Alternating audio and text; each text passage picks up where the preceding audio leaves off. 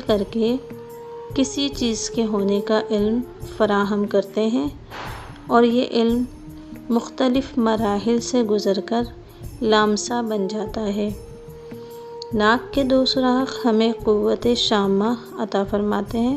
منہ اور حلق کے دو سوراخ ہمیں غذائی معاملات میں خود کفیل کرتے ہیں۔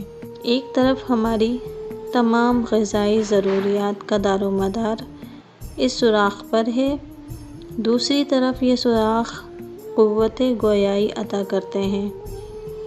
نواں سوراخ جہاں کثافت کو دور کرنا کا ذریعہ ہے، وہ افزائش نسل کا ذریعہ بھی بنتا ہے۔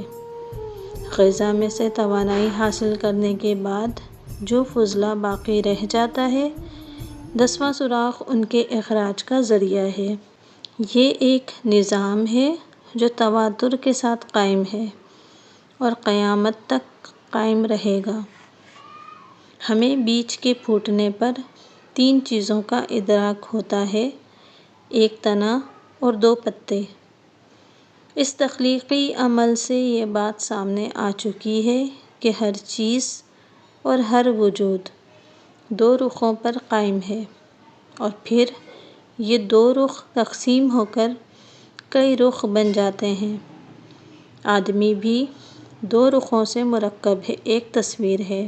آدمی کے اندر 2 دماغ ہوتے ہیں، ایک دائیں طرف اور دوسرا بائیں طرف۔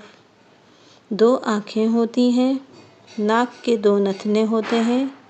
حلق بظاہر ایک نظر آتا ہے، مگر حلق کے اندر گوشت کا ایک لوتھڑا یا کوا لٹکا رہتا ہے۔ اس کی وجہ سے حلق 2 حصوں پر تقسیم ہو جاتا ہے۔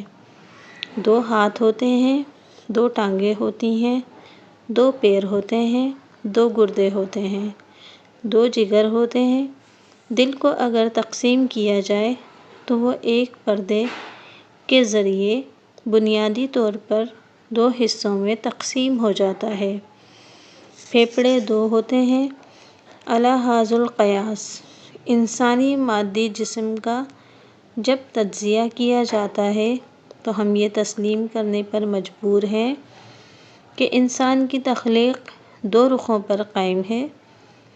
مزید سوچ بچار اور چھان بین کی جائے تو ہم یہ دیکھتے ہیں کہ نوع انسان اور تمام نوعیں بھی 2 رخوں پر قائم ہیں: ایک مذکر اور ایک مؤنث، ایک مرد، ایک عورت، ایک باپ، ایک ماں۔